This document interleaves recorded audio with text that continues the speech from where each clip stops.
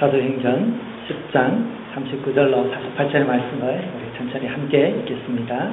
하나님이 나사렛 예수에게 성령과 능력을 기름 붓듯 하셨으며 그가 두루 다니시며 선한 일을 행하시고 마귀에게 눌린 모든 사람을 고치셨으니 이는 하나님이 함께 하셨습니다. 39절 우리는 유대인의 땅과 예루살렘에서 그가 행하신 모든 일의 증인이라. 그를 그들이 나무에 달아 죽였으나 하나님이 사흘 만에 다시 살리사 나타내시되 모든 백성에게 하신 것이 아니요 오직 미리 택하신 증인 곧 죽은 자 가운데서 부활하신 후 그를 모시고 음식을 먹는 우리에게 하신 것이라. 예수에게 명하사 전도 하나님이 살아있는 자와 죽은 자의 재판장으로 정하신 자가 곧 이 사람인 것을 증언하게 하셨고 그에 대하여 모든 선지자도 증언하되 그를 믿는 사람들이 다 그의 이름을 힘입어 죄의 사함을 받는다 하였느니라. 베드로가 이 말을 할 때에 성령이 믿는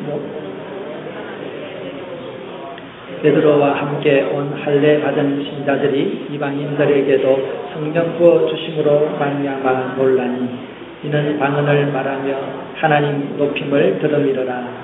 이에 베드로가 이르되 이 사람들이 우리와 같이 성령을 받았으니 누가 능히 물로 세례 베품을 금하리요 하고 명하여 예수 그리스도의 이름으로 세례를 베풀라 하니라. 그들이 베드로에게 며칠 더 머물기를 청하니라. 아멘. 아멘. 예수님께서 부활하시고 난 다음에 그 부활을 제자들에게 확증해 주시기 위해서 예수님은 참 친절하게도 40일간이나 이 땅에 계시면서 제자들과 같이 먹으시기도 하고 또 부활에 대한 성경을 풀어서 설명하시기도 하시면서 예수님은 40일의 부활의 기간, 부활 이후에 40일의 기간을 제자들과 함께 보냈습니다. 그리고 이제 예루살렘 옆에 있는 감람산에서 하나님의 나라로 승천하시기 직전에 제자들에게 두 가지의 말씀을 일러주셨습니다. 첫 번째는 예루살렘을 떠나지 말고 내게 들은 바 아버지께서 약속하신 것을 기다리라. 요한은 물로 세례를 베풀었으나 너희는 몇 날이 못되어 성령으로 세례를 받으리라 하셨습니다. 그래서 예수님의 첫 번째 당부는 너희들이 성령을 기다리고 성령의 세례를 받게 될 것이다 라고 하는 첫 번째 말씀이고, 두 번째는 그것과 연관되어져서 두 번째 말씀을 하시는데 오직 성령이 너희에게 임하시면 너희가 권능을 받고 예루살렘과 온 유대와 사마리아와 땅끝까지 이르러 내 증인이 되리라. 내 증인이 되어라. 이렇게 명령하시면서 두 번째 말씀을 당부하셨습니다. 그러니까 이 예수님께서 승천하시기 그 직전에 하신 이 두 말씀을 하나로 딱 줄이자면 지금부터 성령 받기 위해서 기도하고 성령을 받게 되면 곧 하나님의 능력을 받게 될 것인데 그 능력을 가지고 땅끝까지 이르러서 나의 증인이 되어라. 이렇게 정리할 수 있겠습니다. 그런데 사도행전은 바로 이 말씀, 제자들이 기도하고 성령을 받고 성령의 능력으로 땅끝까지 이르러 복음을 전하는 그 과정을 설명해 주는 것이 바로 사도행전입니다. 그래서 사도행전은 지금 사도행전 2장에서부터 그 말씀이 어떻게 성취되어 가는지를 하나씩 이야기하고 있습니다. 먼저 예루살렘과 온 유대에 하나님의 복음이 가득하게 되었습니다. 그것은 바로 제자들의 성령 체험 때문이었습니다. 제자들이 성령 체험을 받을 그때에 모두 120명의 성도님들이 마가의 다락방에 모였습니다.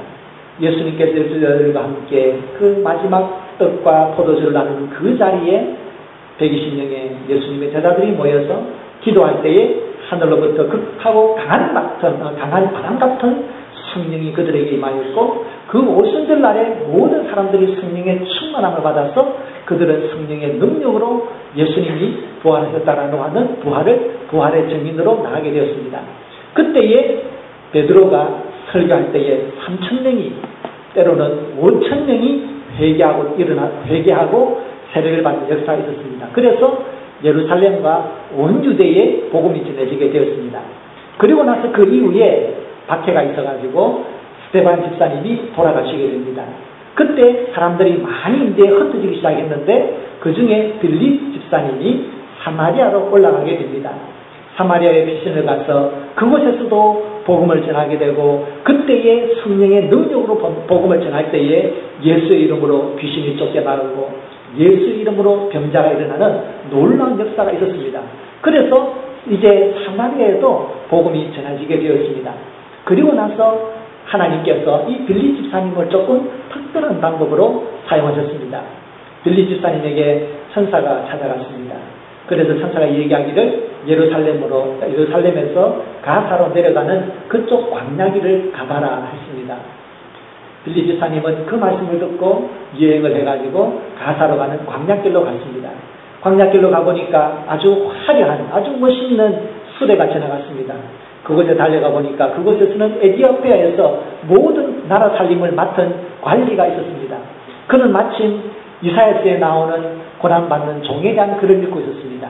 그래서 빌리 집사님은 고난받는 종, 참으로 도수장고로 끌려가는 말없는 어린 양이 바로 예수 그리스도를 이야기하는 것이고 하나님께서 이 예수님을 죽은 자 가운데서 부활하셨고 예수의 이름으로 예수님을 믿을 때에 예수의 이름으로 죄가 용서된다라고 하는 복음을 그에게 전해주었습니다. 그래서 에티오피아 그 관리는 예수님을 믿고 물로 세례를 받고 이제 떠나게 되었습니다. 그러니까 여러분 보십시오. 빌립은 땅끝까지 가지는 못했지만 땅끝에서 온 사람에게 예수님을 전하고 세례를 주어서 보내었습니다. 그런데 이러한 비슷한 일이 우리가 오늘 읽었던 사도행전 10장의 이야기에서 나오게 됩니다. 사도행전 10장은 베드로의 환상으로부터 시작됩니다. 여러분이 아시는 것처럼 어느 날 베드로가 이 욥바라고 하는 지역에서 전도 활동을 하고 있었는데 예루살렘으로부터 좀 떨어진 곳이죠. 그래서 그곳에서 이제 전도 활동을 하다가 시몬이라고 하는 사람의 집에서 머물면서 전도 활동을 하게 되었는데 우리 시간으로 말하자면 난 12시경에 집에 지붕에 올라가서 기도를 하게 되었는데 그때에 하나님께서 환상을 보여주셨습니다. 큰 보자기에 네 끝이 줄이 묶여가지고 하늘로부터 자기에게 내려왔습니다. 근데 그 보자기 밑 안을 보니까 거기에는 세상의 모든 종류의 짐승들, 땅에 기어다니는 모든 것들, 모든 종류의 새들이 그 보자기 안에 가득 차 있는 것을 보았습니다. 그런데 음성이 들려옵니다. 베드로야, 일어나 잡아 먹으라. 베드로는 그 속에서 부정한 짐승이 있는 것을 보고 얘기합니다. 주님, 나는 아직까지 정결하지 못한 음식을 먹어본 적이 없습니다. 이렇게 얘기합니다. 그때에 하나님의 음성이 또다시 들려옵니다. 하나님께서 깨끗하게 하신 것을 내가 부정하다고 말하지 말아라 라고 하는 음성을 듣게 됩니다. 이러한 환상이 3번이 반복되게 됩니다. 베드로는 마음속에 고민하게 되었습니다. 하나님께서 깨끗하게 하신 것을 부정하다라고 하지 마라. 이 말씀이 무슨 뜻인가 이렇게 곰곰이 생각하고 있을 때에 그 집에 마침 3사람의 로마 사람들이 찾아왔습니다. 그들은 로마 백부장인 고넬료라고 하는 사람이 보내었는데 베드로를 자기의 집으로 초청하는 것이었습니다. 그때 성령 하나님께서는 하나님께서 너를 보내시는 것이니까 두려워하지 말고 따라가라고 했습니다. 다음 날 베드로는 그들과 함께 자기를 초대했던 백부장의 집 고넬료 집에 방문하게 되었습니다. 그리고 그곳에서 예수님을 전하게 되었습니다. 예수님의 복음을 전했습니다. 사람들이 유대인들이 죽였지만 예수님을 십자가에 죽였지만 그러나 하나님께서 죽음으로부터 예수님을 부활시키시고 예수님을 우리의 구원자로 세우시고 예수님을 믿을 때에 우리가 예수님에게서 죄를 용서받는다라고 하는 그 복음을 외칠 때에 그 자리에서 복음을 듣는 모든 사람들에게 성령이 강력하게 임하였습니다.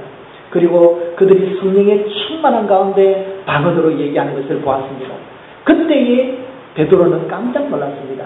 너희들이 몇 날이 뭔데요? 성령으로 세례를 받을 것이다 라고 하신 예수님의 말씀은 자기처럼 예수님의 제자이거나 지금 자기들과 같이 있는 이 예수님의 제자들인 줄 알았지 이방인들에게도 성령이 임한다는 것은 상상을 못했는데 이제서 하나님께서 예수님을 그리스도로 믿는 모든 사람들에게 성령 세례를 주신다라고 하는 예수님의 약속인 것을 알게 되었습니다.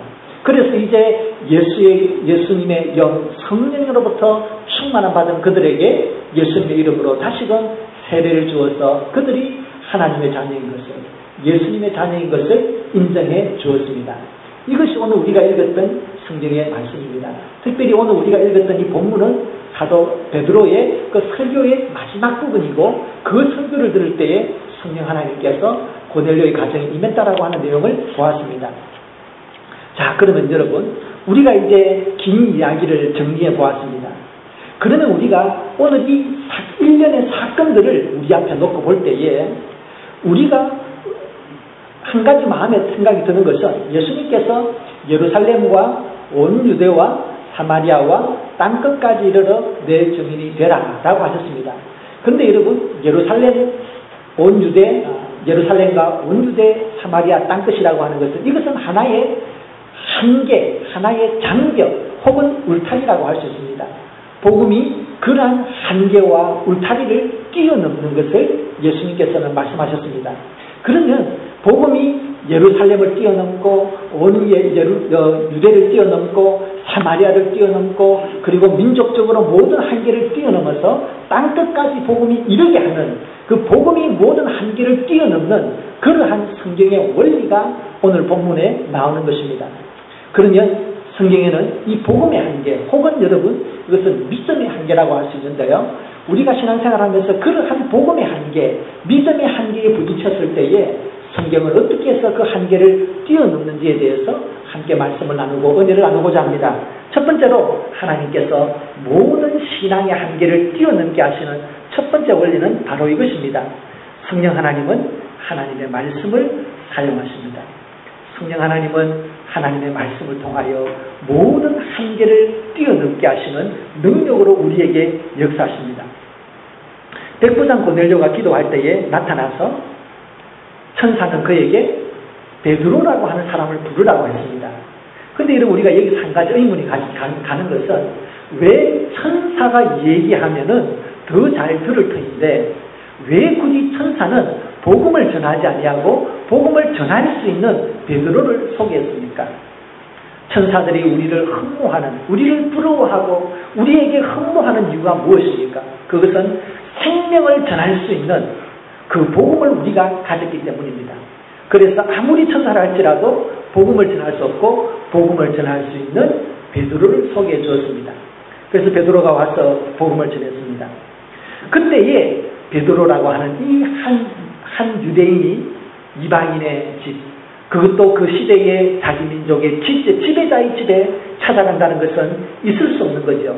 여기에서 많은 한계가 깨어지게 됩니다.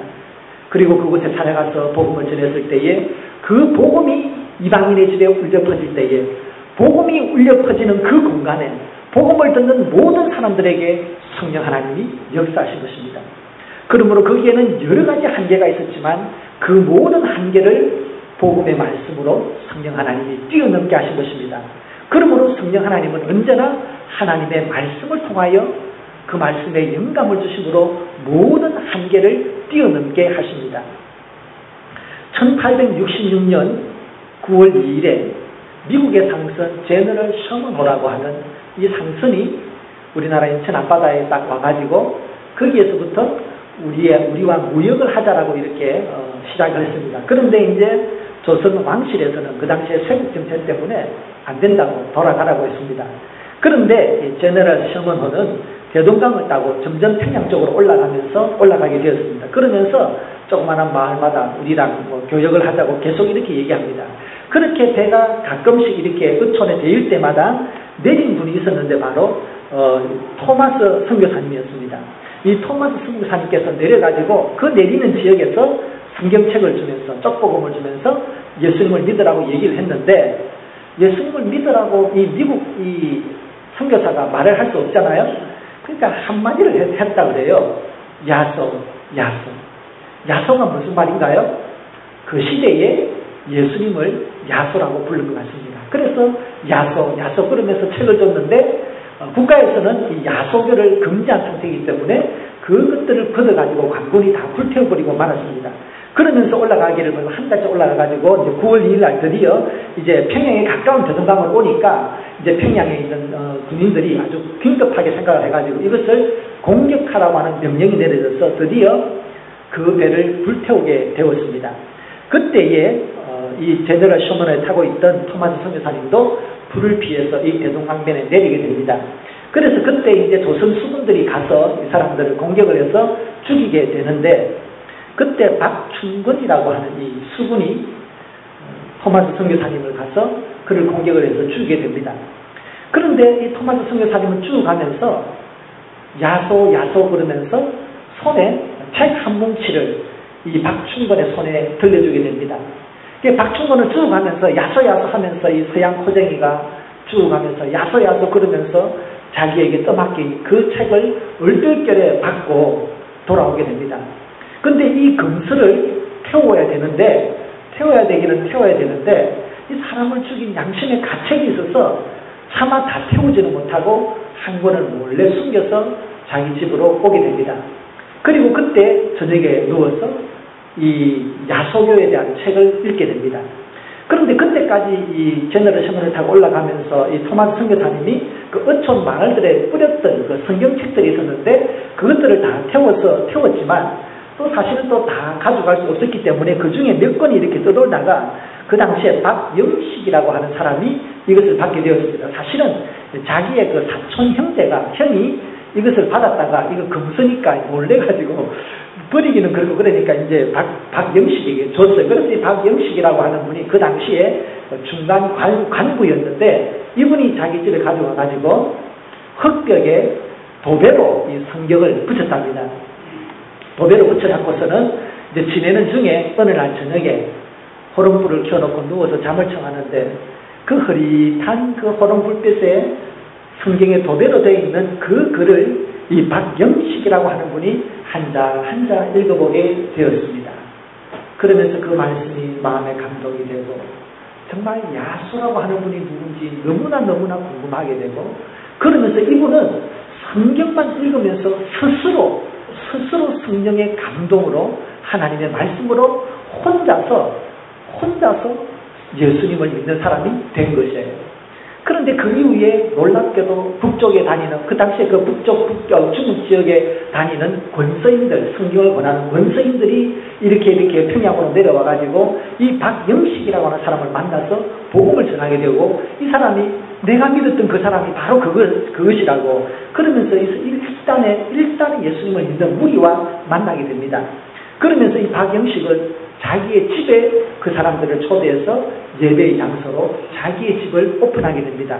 그래서 이 박영식이라고 하는 사람의 집에 처음으로 모여서 예배를 드리게 되는데 그것이 평양에 있는 널다리꼴 교회입니다. 널다리꼴 교회인데 이것이 나중에 여러분 평양에 바로 장대현 교회입니다. 그것이 한 30년이 지나고 나서 이름이 장대현 교회로 바뀐 것이죠. 그래서 여러분 우리 장대현 교회는 1909년에 이 평양에서 큰 대각성 운동, 부흥 운동이 있었는데 그때 사람들이 모여서 자기의 죄를 고백하고 신앙을 고백하고 간증을 하고 그러는 자리에 마태 선교사님이 사무엘 마태 선교사님이 거기 계셨는데 그때에 한 사람이 찾아와서 얘기합니다. 내가 토마스라고 하는 사람을 압니다. 마태 선교사님이 놀래가지고 토마스 선교사를 당신이 보았냐고 그때 이 사람이 얘기합니다. 내가 보았을 뿐만 아니라 내가 그를 죽인 사람입니다. 내가 그가 죽어갈 때에 야소하면서 주는 그 책 몇 권을 받아서 불태웠는데 그 중에 내가 한 권을 받아 읽고 내 마음에 간직이 되어서 지금까지 괴로워 살 수 없습니다. 내가 예수님을 믿고 싶어요. 그렇게 얘기해서 그 평양 장대인 교회에 1909년에 있었던 그 부흥운동 때 그가 예수님을 믿고 세례를 받게 되었습니다. 여러분 이 일련의 과정을 보면 하나님께서 우리 민족을 구원하실 때에 물론 선교사들의 그 피를 귀히 여기셨지만 그와 더불어서 하나님의 말씀이 우리 가운데 들어와서 그 말씀을 펴 읽을 때에 그 말씀 위에 성령의 영감을 더하심으로 사람의 마음을 움직여서 하나님의 자녀로 불러주신 것을 볼 수 있습니다. 그러면 여러분 영원한 생명과 영원한 벌을 가름하는 이 한계를 뛰어넘게 하는 것도 바로 성령 하나님이십니다. 근데 그 성령 하나님은 바로 성령의 역사는 다름이 아니라 예수 그리스도에 대한 복음이 울려 퍼질 때 그 성령의 영감이 우리에게 들어오는 것입니다. 우리가 이 원리를 전도에 한번 대비해 보겠습니다. 전도를 해야 되겠습니다. 라고 마음을 먹은 우리는 우선 가까운 친척이나 가족을 생각해야 됩니다. 가까운 친척, 가족은 그 신뢰관계가 두텁기 때문에 우리는 예수님을 전하기 쉽습니다. 그런데 여러분, 우리가 시도해 봐서 알지만 이거 쉽지 않습니다. 그리고 또 한번 생각하기를 전도해야지. 그러면 서영 공부를 잘 해가지고 사행리를 잘 외워가지고 내가 이 복음을 잘 설명하면, 그리고 내가 이 사람을 그냥 아주 논리적으로 설득을 잘 하면 되겠지. 이렇게 생각할 수도 있습니다. 그런데 거기에도 우리가 사람을 설득하는 것도 한계가 있습니다. 그런데 우리가 사도행전을 쭉 읽어보면 예수님의 복음이 전파되는 요인은 참 단순하다는 것을 알 수 있습니다. 첫 번째는 원리는 이것입니다. 우선 예수님에 대한 이야기가 오가야 됩니다. 우리가 전도할 때에 사실은 어떻게 얘기를 시작합니까? 교회 다녀? 이렇게 묻잖아요. 그리고 또 어떻게 얘기하죠? 우리 교회 가자라고 얘기합니다. 우리는 교회를 먼저 이야기합니다. 교회에 오면 예수님을 믿게 되죠. 그런데 성경에 보면 누구도 교회라는 이야기는 없습니다. 무엇을 얘기합니까? 예수님이 우리를 위하여 죽으셨습니다. 그분이 부활하심으로 우리에게 영원한 생명을 주셨습니다. 언제나 예수님의 십자가와 부활을 이야기하는 것을 볼 수 있습니다. 그래서 우리는 전도할 때에 무엇을 얘기해야 되겠습니까? 예수님의 죽음과 부활. 예수님이 우리의 죄를 용서하십니다. 예수님만이 우리에게 영원한 생명을 주십니다. 라고 하는 성경의 가장 핵심을 이야기할 때에 제일 중요합니다. 그러면 그 다음에 그것은 우리가 할 일이고, 그 다음에 우리가 그렇게 하나님의 복음을 전할 때에 그 다음에 성령 하나님께서 그 말씀을 통하여 가슴을 흔들고 마음의 감동을 새기고 생각을 바꾸고 그 내적인 변화를 일으키는 역사는 성령 하나님의 몫인 것입니다. 그래서 우리는 전도할 때에 먼저 우리는 기도해야 됩니다. 하나님, 내가 누구를 전도하고 싶습니다. 내가 오늘 그에게 예수님의 복음에 대해서 전할 터인데 하나님 나를 사용하여 주십시오. 그를 감동하여 주십시오. 그렇게 우리가 기도하고, 여보, 내가 오늘은 내가 믿는 예수님에 대해서 내가 당신에게 이야기하고 싶은데 당신은 입 꼭 닫고 3분만 내 얘기를 들어달라고 그렇게 하고 3분 동안 내가 믿는 예수님, 그 예수님의 죄의 용서와 십자가의 용서 그리고 구원을 설명하게 됩니다. 그리고 나서 손을 잡고 기도하면 되는 것이죠. 그렇게 하면 우리는 복음을 전하게 될 때 그 복음의 말씀과 함께 성령이 역사한다는 것을 우리가 마음속에 간직하고 전도를 할 수 있는 기회가 되면 교회를 이야기하지 말고 누구를 이야기하라고요? 예수님이 우리의 구원자가 된다는 것을 말씀할 수 있기를 바랍니다. 그런데 이 간단한 원리가 성경에 보면 그 결과를 우리에게 이야기하는데 참 놀라운 결과를 이야기합니다. 사도행전 13장에 한번 보실까요? 13장 48절의 말씀을 우리가 같이 한번 읽어보겠습니다. 이방인들이 듣고 기뻐하여 하나님의 말씀을 찬송하며 영생을 주시기로 작정된 자는 다 믿더라. 아멘. 아멘. 영생을 주시기로 작정된 자는 다 믿더라. 아멘.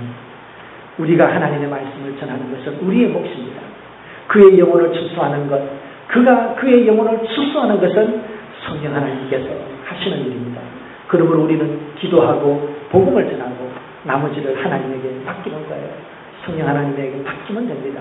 그러면 때가 되면 거둘 것입니다. 토마스 선교사님을 죽인 박충건은 33년이라고 하는 시간이 지나고 나서 그는 영혼을 구원받게 되었습니다. 여러분, 하나님의 말씀의 능력을 믿으십시오. 그리고 성령 하나님을 믿으십시오. 그리고 우리가 담대하게 예수 그리스도를 전하십시다. 두 번째로 우리가 생각할 수 있는 것은 이 원리를 개인의 믿음 생활에 한번 우리가 적용해 볼 필요가 있습니다. 여러분, 우리가 세상 살면서 흔히 하는 말로 세상은 내 뜻대로 되지 않잖아요. 믿음은 어떻습니까? 믿음도 역시 내 뜻대로 되지 않고 한계를 경험할 때가 있습니다. 내 스스로 노력하는 한계, 내가 인내하는 한계, 내가 이해하는 한계, 내 신앙의 경험이 주는 한계가 반드시 있습니다. 그런데 그런 한계를 뛰어넘게 하려고 하면 우리는 하나님의 말씀을 붙들 수밖에 없습니다. 그래서 우리가 하나님의 말씀을 읽을 때 성령 하나님께서 그 말씀을 통하여 우리에게 다가오셔서 깨우쳐 주셔야 돼요. 영적인 감동을 주셔야 됩니다. 성령 하나님은 하나님 자신이십니다. 성령 하나님은 삼위일체 되시는 하나님의 인격 자신이십니다. 그러므로 성령 하나님은 우리가 성령 하나님을 인정하고 그분을 기도로 모시고 우리가 언어로 성령 하나님, 나는 하나님을 믿어요. 내 마음속에 임재해 주시는 줄로 믿습니다. 내 영혼을 다스려 주십시오. 나의 생각과 마음을 성령 하나님에게 맡깁니다. 이렇게 우리가 우리의 마음을 성령 하나님에게 오픈할 때에 성령 하나님께서는 말씀을 읽을 때에 그 말씀을 통하여 정말 나에게 필요한 말씀을 기억나게 하시고 깨닫게 하시고 그 말씀을 통하여 우리에게 영감을 주시는 것입니다. 그럼 여러분 우리가 성경을 읽기 전에 먼저 그렇게 성령 하나님을 초대하고 그리고 하나님의 말씀을 천천히 한 절 한 절 읽어나갑니다. 그리고 그 말씀이 은혜가 되면 거기에 줄을 쳐놓고 아멘, 이 말씀을 믿음으로 받습니다. 아멘, 이 축복의 말씀을 저에게 주시는 것으로 받습니다. 아멘, 이 교훈의 말씀을 제가 받습니다. 그렇게 아멘, 아멘 하면서 그 말씀을 받을 때에 하나님께서는 우리가 아멘으로 받는 그 말씀을 통하여 성령 하나님께서 영적인 감동을 주시고 때를 따라 그 말씀을 통하여 우리에게 역사해 나가시는 줄로 믿습니다. 두 번째로 여러분 또 한 가지 생각해 볼 것은 설교입니다. 우리가 교회를 다니는 한 예배를 드리게 되고 예배를 드리는 한 설교를 듣게 되고 우리 스스로 찬양을 하게 됩니다. 설교와 찬양은 다 같이 하나님에 대한 말씀입니다. 그래서 우리가 설교를 들을 때도 우리가 아멘으로 받는 것이 중요합니다. 조셉 프린스라고 하는 분이 월요일날 오전에 보면 TV에서 나오는데요. 저도 가끔씩 그것을 봅니다. 근데 이분이 이 아멘이라고 하는 것을 참 쉽게 설명을 하세요. 이 조셉 프린스 목사님이 아시아에서 제일 큰 교회 목사님이시잖아요. 근데 이분이 말을 하기를 아멘이란 catch the bless, 하나님의 은혜를, 하나님의 축복을 받는 것이라고 이렇게 얘기합니다. 아멘 할 때에 그 아멘을 통해서 하나님의 말씀을 받고 하나님의 축복을 받고 하나님의 말씀을 캐치하는 거라고 했습니다. 아멘이 무슨 뜻입니까? 문자적으로는 진실로 그 말입니다. 그래서 여러분 마태복음, 마가복음, 누가복음, 요한복음 이 4복음서에만 아멘이라는 말이 히브리 성경으로는 110몇 번이 나옵니다. 그런데 우리 한글 성경으로는 아멘이 40몇 회, 50회가 안 나와요. 그런데 110회가 넘는 단어가 왜 우리 성경에는 아멘이 왜 40몇 회밖에 안 나오나? 왜냐하면 이 히브리 헬라어 성경의 아멘을 우리 한글 성경에는 진실로라고 번역을 한 부분이 더 많다는 것이에요.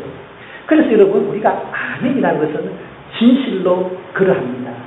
그래서 우리가 하나님의 말씀을 들을 때에도 아멘, 진실로 그렇습니다. 이 말씀의 보증이 하나님 자신인 줄로 믿습니다. 이 말씀의 보증이 이 말씀의 저자가 되시는 성령님인 줄로 믿습니다. 라고 하는 것이 되죠. 그래서 우리가 설교를 들을 때 아멘이라고 할 때 우리가 그 말씀의 보증이 되는 하나님의 말씀을 캐치하는 것입니다. 찬양도 마찬가지입니다. 찬양에는 하나님에 대한 영광을 돌리고 하나님에 대한 우리의 신앙의 고백이 나오고 거기에는 우리의 기도가 묻어있고 정말 10편에 나오는 그 아름다운 하나님에 대한 찬양과 영광이 그 찬양의 가사에 들어있습니다. 그래서 찬양을 들을 때 우리가 손을 들고 찬양하고 아멘으로 찬양하는 이유는 무엇입니까? 이 찬양에 우리가 인격적으로 동의하고 믿음으로 받아들인다는 거죠. 아멘 하면서 이 찬양을 하나님에게 올려드리는 것이 됩니다.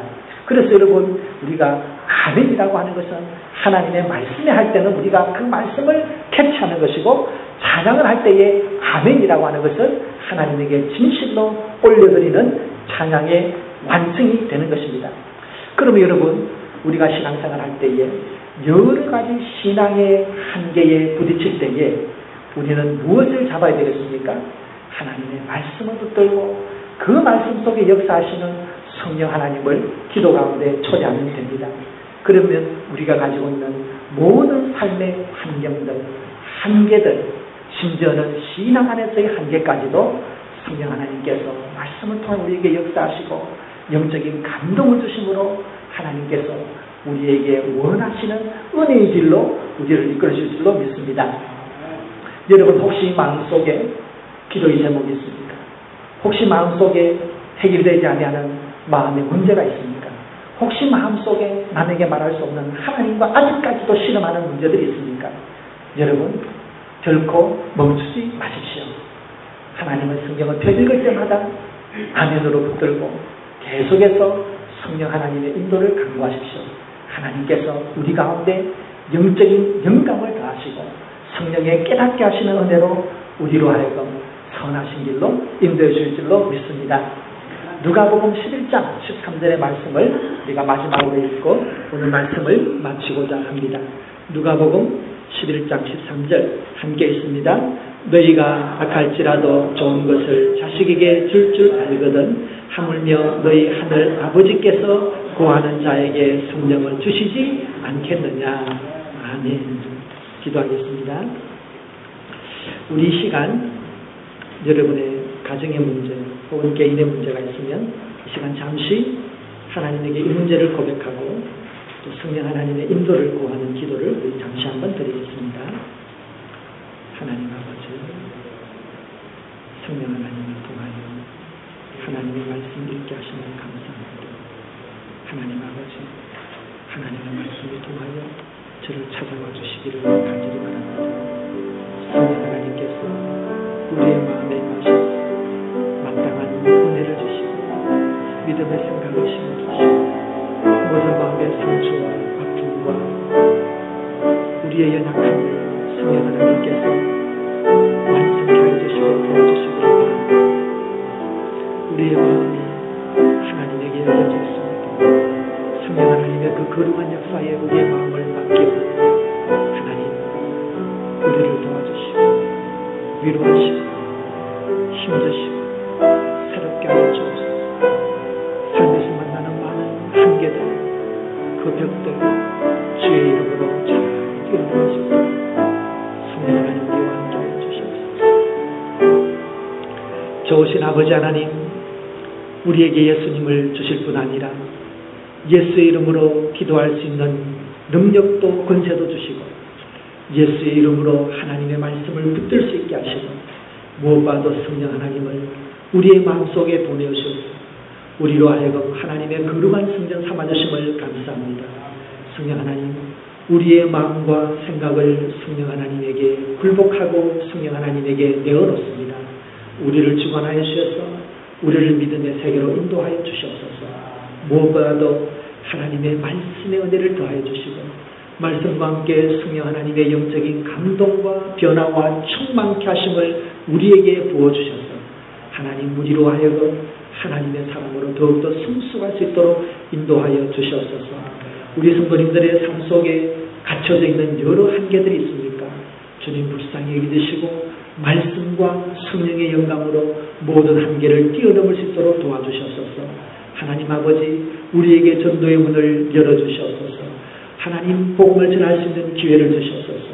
우리가 하나님에게 의지하고 주의 복음을 선포했을 때에 믿기로 작정된 자는 다 믿더라는 성경의 약속들이 우리의 삶 가운데 전도의 현장에 이루어지게 인도하여 주시옵소서. 하나님 아버지, 성령 하나님, 우리가 하나님의 말씀을 읽을 때마다 깨닫게 하시며 말씀의 은혜와 믿음의 은혜를 우리에게 덧입혀 주시옵소서. 예수님 이름으로 기도드립니다. 아멘.